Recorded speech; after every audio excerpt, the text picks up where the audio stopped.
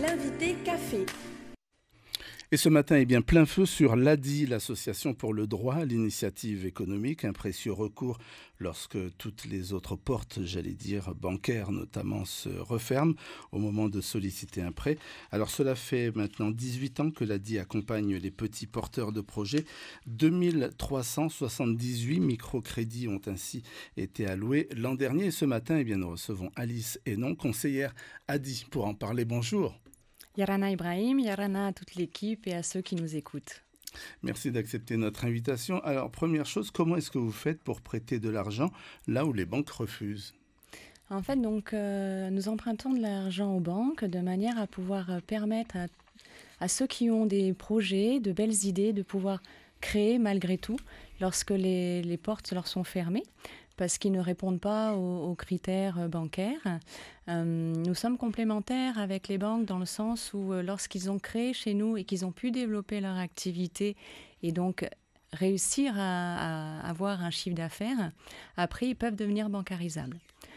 Par exemple, quelqu'un qui a juste besoin de 100 000 francs, donc ce sont des prêts personnels qui leur permettent justement d'acquérir un petit peu de matériel, la matière première, un moyen de locomotion pour pouvoir aller livrer, par exemple, pour pouvoir créer et développer leur activité professionnelle. Alors, l'argent que vous débloquez est compris entre une fourchette de combien et combien ? Alors, ça peut aller entre 12 000 francs et 1,7 million. Jusqu'à il y a un an, c'était maximum 1 million. Donc, on a la possibilité aujourd'hui de pouvoir prêter un peu plus aux porteurs de projets, ce qui n'est pas négligeable. Donc, on reste vraiment sur des projets qui ne nécessitent pas plus d'1,7 million. Donc, essentiellement sur du secteur primaire et des activités de service. Ça peut augmenter ou c'est vraiment votre plafond ? Alors, aujourd'hui, c'est notre plafond. Aujourd'hui. Voilà. Ce qui nous permet quand même d'aider un bon nombre de personnes. Comme l'année dernière, nous avons aidé plus de 2300 personnes à créer leur activité, ce qui est déjà bien. Alors, les critères, c'est quoi pour justement bénéficier d'une aide de l'ADI ? Le premier critère, en fait, c'est d'avoir envie de créer son activité professionnelle. C'est d'avoir envie de devenir son propre patron. Il n'est pas nécessaire d'avoir des diplômes, en fait. Ce qui est important, c'est de valoriser le savoir-faire. Nous avons la chance sur le territoire d'avoir beaucoup de personnes qui ont d'idées très intéressantes, qui ont de l'or dans les mains. Et c'est important de valoriser tout ça. Il y a aussi le fait de ne pas pouvoir faire d'emprunt aux banques, parce que quelqu'un qui a la possibilité d'emprunter aux banques n'a pas lieu de venir nous voir, puisqu'on est là essentiellement pour aider les personnes qui n'ont pas possibilité, dans un premier temps, d'emprunter aux banques. Et du coup, quelqu'un qui aurait besoin de 3 millions, nous ne pouvons pas le faire, puisque donc on est limité à 1,7 million. Mais la plupart des gens qui viennent nous voir, c'est vraiment pour des plus petits montants. D'accord. Et vous allez vraiment enquêter ensuite sur le profil de la personne ou pas du tout ? Une personne en carnet rouge peut très bien, par exemple, solliciter une aide de l'ADI. Oui, parce qu'en fait, ce qui est important à comprendre, c'est qu'on n'est pas là pour connaître les problématiques de santé des personnes, parce que c'est pas parce qu'on n'a pas de diplôme, c'est pas parce qu'on a des soucis de santé qu'on ne peut pas créer, qu'on ne peut pas avoir de bonnes idées, qu'on ne peut pas faire de belles choses. Et ce qui est important, c'est vraiment comprendre que nous sommes là pour vous aider à dynamiser votre activité et à créer aussi votre business plan, calculer votre chiffre d'affaires prévisionnel. Le budget personnel familial aussi est important, parce que donc la personne s'engage sur un microcrédit personnel pour son activité professionnelle. Le but, c'est de développer son activité, c'est pas se mettre en difficulté. Donc, nous avons la chance d'avoir des bénévoles qui nous aident et qui nous accompagnent et qui sont là pour aider nos porteurs de projets à calculer leurs tarifs, à comprendre un petit peu quel est leur seuil de rentabilité. Ce qui est important, parce que le but, c'est permettre aux gens de se lancer sur une activité qui sera rentable pour eux, pour pouvoir gagner leur propre argent. Alors, une personne sollicite une aide de l'ADI, comment elle fait ? Elle vous envoie donc sa demande, il y a un entretien, comment ça se passe ? Alors, j'ai envie de dire tout simplement, elle prend contact avec nous. Nous avons plusieurs canaux, donc nous avons des antennes sur tous les archipels. Nous avons un site Facebook Adi Polynésie sur lequel on peut envoyer un message en MP. Il suffit aussi de pousser la porte d'une antenne tout simplement pour poser des questions, prendre un rendez-vous. Donc vous avez l'antenne principale à Papeete qui se situe au 20 rue Gauguin. On a aussi des antennes donc à Raiatea, Ta'a, Bora, Huahine. Il y en a 13 en tout. On a 13 antennes effectivement, donc 2 au Tuamotu sur Rangiroa et Ho, 2 aux Marquises, donc Nukuriva et Hivaoa, et 2 aux Australes à Rorotu et Tubuai. Et on a la chance aussi de pouvoir se déplacer. On se déplace dans les quartiers. J'ai des collègues aussi qui s'y déplacent dans les îles, qui font des permanences dans les îles. On va à l'encontre en fait des gens qui ne peuvent pas venir à nous parce que tout le monde n'a pas forcément un moyen de locomotion ou sur les îles, prendre l'avion n'est pas forcément accessible à tout le monde en fait. Voilà, vous allez donc à leur rencontre. C'est qui vos bailleurs de fonds? On a parlé des banques, mais encore vous avez plein de partenaires. Oui, nous avons des partenaires qui nous permettent justement de pouvoir aider les porteurs de projets. Nous faisons des emprunts aux banques de manière à reprêter de l'argent. On a aussi des subventions. Actuellement, donc, on a l'aide d'accompagnement tremplin. C'est une subvention qui nous permet justement d'aider les porteurs de projets sur un processus d'accompagnement poussé. Et les aider à se formaliser pour créer l'entreprise, donc en accompagnement d'un microcrédit qui leur permet d'avoir une aide à côté. Vous avez aussi un dispositif qui s'appelle la prime Piti, qui permet aux jeunes de moins de 30 ans de pouvoir se lancer, toujours en accompagnement d'un microcrédit. Et donc ça leur permet d'avoir une partie crédit et une partie aide, ce qui n'est pas négligeable en fait quand on se lance sur un projet et qu'on est jeune. Oui, parce qu'on ne s'improvise pas comme ça, chef d'entreprise. Non, mais nous avons la chance encore d'avoir des bénévoles avec nous, les conseillers, pour aider ces porteurs de projets dans pour les accompagner. Voilà, dans tout le processus. Alors, je le disais tout à l'heure, 2378 microcrédits ont été alloués l'an dernier. La plupart dans quel secteur, dans quel domaine? Majoritairement dans le secteur primaire, mais vous avez aussi d'autres activités.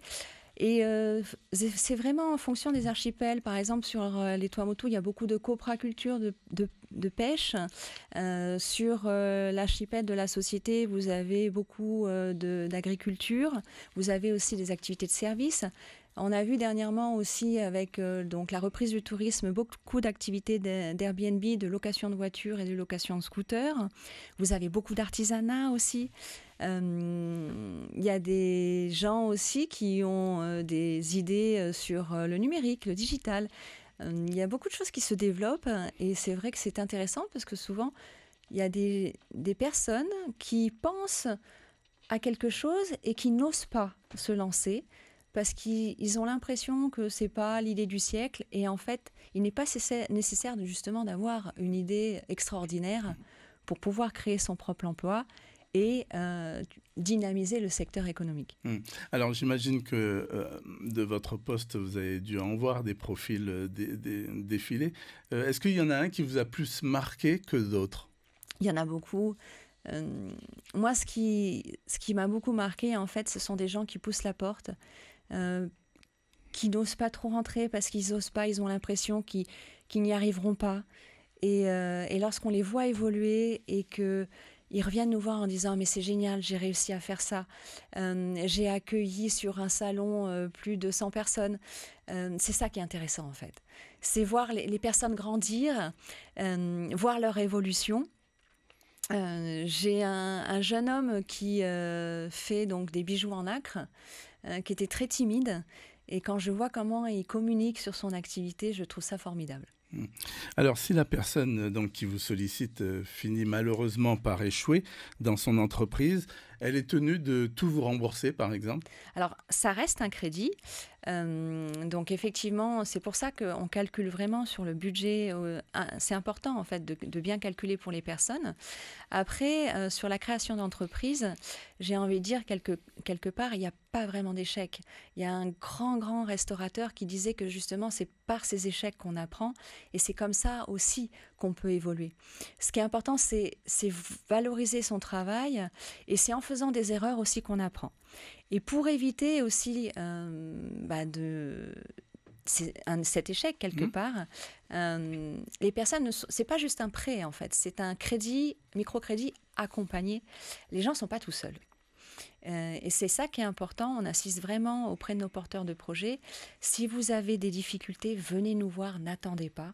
C'est important d'être là, d'être présent. Il y a un suivi. Il y a des personnes qui nécessitent un suivi tous les mois, et c'est avec grand plaisir. Et il y a des personnes qui sont un peu plus indépendantes, qui ont besoin de ne voir qu'une fois ou deux dans l'année. C'est vraiment au cas par cas et selon les besoins des porteurs de projets. D'accord. Et donc, alors, parmi tous ces profils, si jamais il y en a qui échouent, comme je le disais tout à l'heure, ils peuvent, cela dit, ressolliciter un autre prêt, essayer encore? Alors, on a des porteurs de projets qui ont dû arrêter leur activité suite à la période que nous avons connue avec la Covid. Donc, ils ont fermé leur patente. Ils ont bien remboursé leurs prêts. Et là, dernièrement, ils ont eu d'autres idées. Ils sont revenus nous voir. Et effectivement, ils avaient bien remboursé leurs prêts. Donc, ils sont revenus. Et c'est avec grand plaisir qu'on représente le dossier et qu'on les aide à nouveau de manière à se relancer. Donc, alors, vous avez des moyens financiers notamment.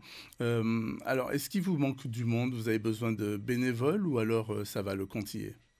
On a toujours besoin du monde parce que lorsqu'il s'agit d'aider son prochain, c'est pas restrictif. Toute personne qui a envie d'apporter de l'aide, que ça soit un soutien moral, un soutien sur des compétences, est la bienvenue à l'ADI. C'est pour ça que cette semaine, nous faisons une campagne justement pour pouvoir informer les personnes qui souhaitent devenir bénévoles. Nous faisons 2 portes ouvertes, donc jeudi matin et vendredi matin, donc à l'antenne de Papeete et sur le parvis du marché d'Outourois à Rayatea. Et j'ai envie de dire que on n'est pas restrictif dans le nombre de personnes, parce que, par exemple, j'ai un porteur de projet qui est suivi par 4 personnes. Il y a quelqu'un qui est spécialisé sur le marketing, une autre personne qui est spécialisée sur la gestion financière, une autre sur la communication et une autre qui est là pour le développement personnel. Et toutes ces petites choses permettent à cette personne qui était très introvertie de pouvoir justement se développer et s'épanouir dans son activité et pouvoir appréhender chaque jour de son métier au mieux. Alors, parmi les personnes qui sollicitent des microcrédits donc auprès de vous, il n'y a pas d'abus. Certains vous disent par exemple qu'ils veulent monter un garage et en fait ils vont aller se payer le dernier modèle 4x4 Chevrolet. Non, parce qu'il y a des contrôles en fait. C'est vrai que nous avons la chance de pouvoir avoir un entretien personnalisé avec eux. Il y a des conditions aussi dans le contrat. Ils s'engagent à utiliser l'argent pour leur activité professionnelle. Donc ça, c'est important. Et puis, nous avons aussi des moyens de contrôle par la suite, dans le sens où, effectivement, dans le suivi de l'activité, on demande à les accompagner et à voir aussi le suivi de leurs factures, de leur entrée d'argent. Et c'est pour eux surtout. C'est pour eux, parce que je ne vois pas l'intérêt de venir faire un crédit et de mentir, parce que si un jour ils ont besoin d'aide pour redynamiser leur activité, ils se ferment d'eux-mêmes leurs portes. Ouais, ils sont déjà fichés, quelque part. Voilà. Alors, on peut dire on l'a dit d'ailleurs, que l'ADI est représentée dans 13 agences, à travers 13 agences différentes. C'est partout en Outre-mer également? Tout à fait. Nous sommes présents aussi en Nouvelle-Calédonie, à La Réunion, Mayotte, aux Antilles, en Guyane, en France métropolitaine. Et nous avons la chance de pouvoir aider un grand nombre de personnes. Alors, je ne sais pas si vous avez ce chiffre en tête, mais à ce jour, on peut dire que l'ADI a permis de créer combien de structures ici, en Polynésie? Alors, je n'ai pas le chiffre exact, mais je dirais plus de 10 000 personnes. La moyenne de vie d'une entreprise créée grâce à l'ADI est de combien de temps? Alors c'est très variable, ça dépend vraiment du secteur d'activité. Cette moyenne a vraiment évolué aussi suite à la période que nous avons connue. Je dirais en moyenne 3 à 4 ans. 3-4 ans. Parce qu'il y a des gens aussi qui créent leur activité et qui après trouvent un emploi en CDI et qui font le choix soit de continuer en parallèle de leur métier, soit d'arrêter. Donc c'est un premier passage vers la vie active quelque part, créer son activité. Et il y en a qui arrêtent, il y en a qui continuent, c'est très variable. Merci beaucoup Alice Hénan d'avoir accepté notre invitation. Ce matin, on peut très vite rappeler donc les journées que vous organisez cette semaine. Oui, alors toute personne qui souhaite venir se renseigner, elle a dit, sur le bénévolat est la bienvenue. Donc à l'antenne de Papeete ce jeudi à partir de 8h30, donc au 20 rue Gauguin. Ainsi que le vendredi, mêmes horaires à partir de 8h30. Et aussi donc, sur le parvis du marché d'Outouroir et Atea, donc à partir de 8h30 ce jeudi et ce vendredi. Okay. Et nous avons aussi des Facebook Live, notamment aujourd'hui à 9h et à 13h, donc sur notre site Facebook Adi Polynésie. D'accord. Il y a un numéro de téléphone sinon que les gens peuvent appeler? Vous pouvez nous contacter donc au 40 53 44 23. Alors 40 53 24 23. 44 23. 44 23. J'ai toujours été nul en maths, de toute façon. Merci beaucoup, Alice Hénan. Merci beaucoup de votre invitation.